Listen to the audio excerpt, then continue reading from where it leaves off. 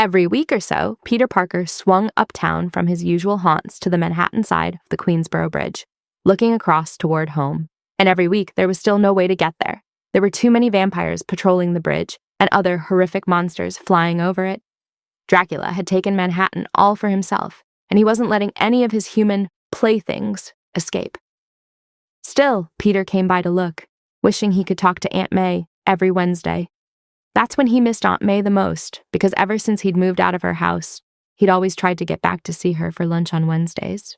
Today, he was staying a little farther away from the bridge, watching it from the Midtown Tunnel's ventilation tower, a mile downstream past the UN headquarters. It was a quiet place for contemplation, since the huge fans were no longer running. He had cased the area for vampires before letting himself have his weekly moment of regret and longing for a world before the time stream entanglement, before the vampires had taken over New York, before he had lost track of the days since he'd seen the sun. Gazing at the bridge under the dead eye of the blood moon, Peter was lost in his head, thinking about two things at once. One, he was frustrated about not being allowed to help out with the construction of the time stream reintegration device that Reed Richards and Tony Stark had been working on. For some reason, they felt Peter would be more useful swinging through the streets and webbing up vampires as Spider-Man than contributing his own brand of scientific expertise to their little super genius think tank. Two, he was remembering when he had been here the week before, about the same time, although it was hard to know what time it was when the sun never came up and the moon always hung full over the river. He'd been wishing he could see Aunt May, just like tonight, when he noticed a twinkling in the air just in front of him. It got a little brighter, and a folded piece of paper appeared out of nowhere, pinched between two fingers. The hand disappeared, and the piece of paper drifted down to rest on Peter's right knee. He thought. That didn't happen every day. He unfolded the paper and read, "Peter, the Master Weaver told me to find you and tell that the web of life and destiny needs you. I will reach out again when it is time for you to come here. That time will be soon. Spider Zero. Spider Zero? Master Weaver?" Peter had never of either, nor did he have any idea what the web of life and destiny might be. But this was the day he would finally find out. As he silently gazed toward Queens, a portal popped open next to him. A young woman was on the other side. "So, I'm guessing you're Spider Zero, eh?" Peter said. "Do you happen to have an actual real person name?" She ignored his question. "We need you, Peter.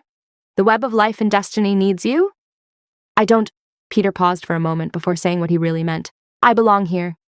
"Spider-Man belongs everywhere," Spider Zero responded cryptically. "Come with me and I'll show you." Peter didn't want to go through the portal. Something told him it would be hard to get back for any number of possible reasons, and he couldn't take the chance. So instead, Spider Zero showed him the web of life and destiny through the rift. The night sky beyond it blazed with portals and stars. The city below it, so far below it, was a dark splendor of neon-lit towers and shadow extending to the horizon in every direction. "See, Peter, this is your destiny," Spider Zero said. "Our destiny. If the web fails, all spider people will disappear, including you. And not too long after that, reality comes apart. The web is what holds it all together." His gut told him to leap into action and save the universe, but in his heart, Peter knew that he had to say no. At least for now, his city needed him more. "If things get worse, you know where to find me," he said. "I'll try to come and help, but New York is my home. I belong here." Spider Zero didn't press him further, but she did say she would be coming back. Peter didn't argue.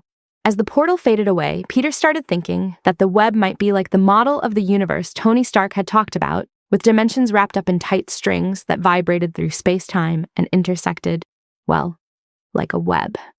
Peter knew a little about string theory, but the way Tony talked about space-time when he and Reed were working out the math for the TRD, that was just a bit beyond Peter's reach. He could see what it was the same way he could see what Arthur Douglas was doing on the saxophone. Actually doing it himself was a whole other level. Peter was a bit crestfallen at having to admit this to himself. But hey, at least he still streets to patrol and citizens to save from vampires and other creatures of the night. Could be worse. "There you are!"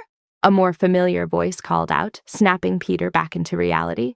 He glanced up to see Johnny Storm, the Human Torch, rapidly approaching, fully flame on.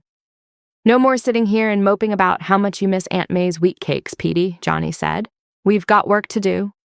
"Didn't we just defeat a deviant mutate together like an hour ago?" Peter asked.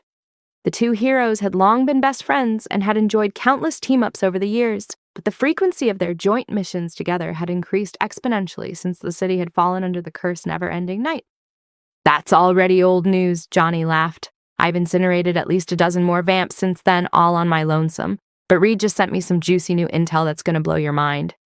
"Please don't let it be a vampire Galactus," Peter muttered nervously under his breath. "Way better," Johnny said with a confident smile. "Blade finally showed up."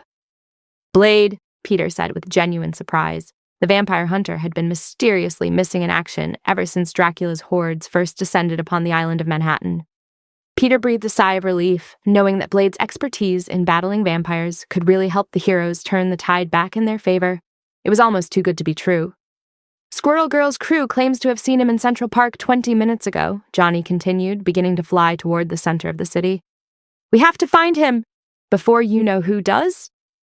Peter immediately leapt from his perch, spinning a strand of webbing and swinging after the human torch. Johnny was moving fast, but Peter could easily follow the trail of flame that his friend left in the air behind him. As the duo descended to the southeast corner of Central Park, they couldn't believe their eyes.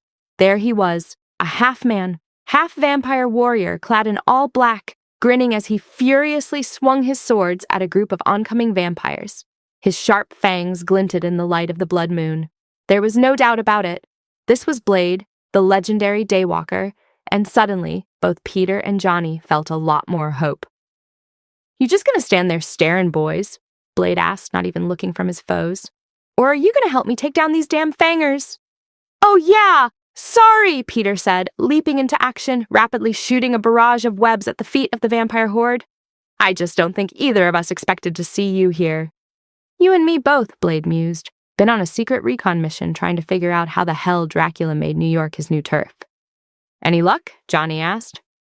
"Found a few leads," Blade said, his tone instantly becoming much more serious. "But they all sounded a bit hard to believe." "Says the guy currently in a sword fight with vampires," Spidey jested.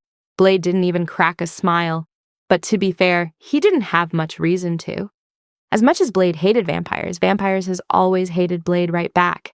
Not only because he was constantly hunting them down and ending their immortality early, but also because they were extremely jealous of him. Blade had something that no other vampire had, the ability to survive in the sunlight. Peter worried that fact alone would make his friend Dracula's most wanted. See, even though the city was shrouded in darkness for the moment, Dracula had to know that his little ploy wouldn't last forever. If he could use this opportunity to find a more permanent solution to his brood's limitations, however, a solution that was likely to be found in Blade's hybrid blood, then he wouldn't need to rely on an empire of eternal night anymore. No matter the time of day, Vampire would rule the city, and eventually the world. As Peter pondered the chilling possibilities, he continued to web shut fang-filled mouths as swiftly as he could. Meanwhile, Johnny and Blade were busy using more lethal methods to eliminate their undead attackers. Johnny unleashed powerful bursts of superheated plasma to incinerate the vampire soldiers, while Blade effortlessly sliced his foes into bits with his swords. Peter tried not to throw up in his mask, both from the sight and the smell. Soon the chaos subsided, and the three heroes were the only men left standing. "Was that it?" Peter asked, well aware of the mistake he had just made the second words left his lips. His spider sense immediately let him know that even greater danger lurked nearby. Classic Parker luck. "Calm before the storm," Blade said, knowingly.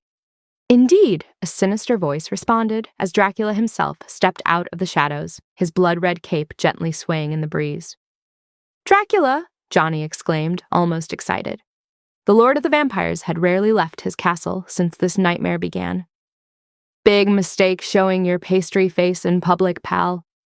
The Human Torch released an enormous burst of flames in Dracula's direction, but the Vampire King dodged out of the way uncanny speed.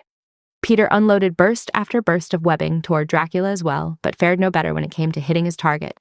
Their foe was far too fast.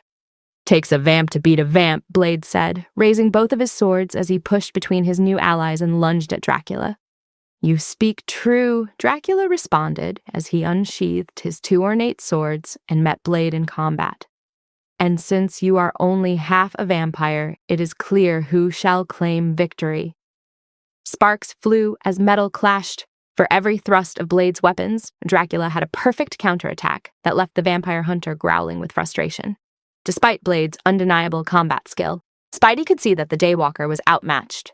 The hunter was about to become the prey if Peter didn't do something fast. "Get ready to light it up, Johnny," Peter said.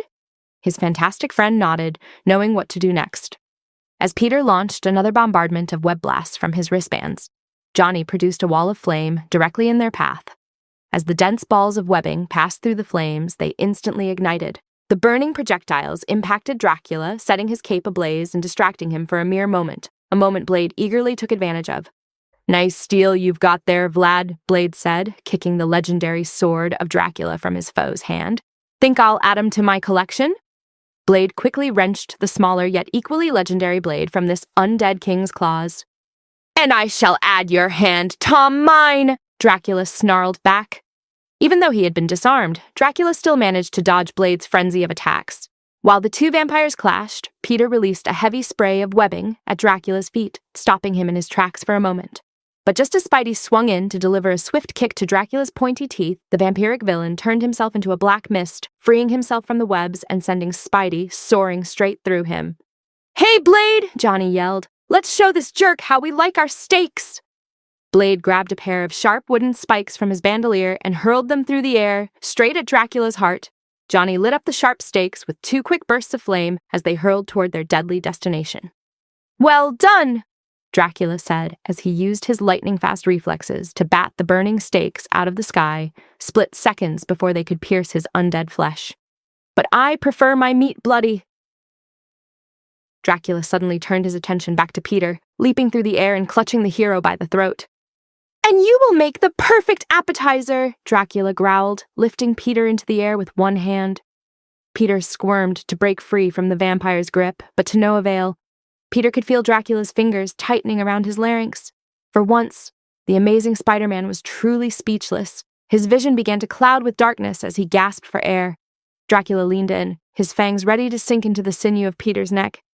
"You don't want him," Blade said, slicing Dracula from behind with his sword. Dracula loosened his hold and Peter slumped to the ground, gasping, "It's me you're after."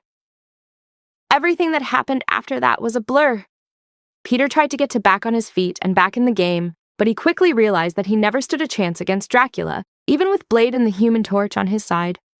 The Lord of the Vampires attacked Peter's friends ferociously, turning himself a giant dragon-like bat and using a flap of his massive wings to extinguish the Human Torch's flames, knocking Johnny unconscious in the process.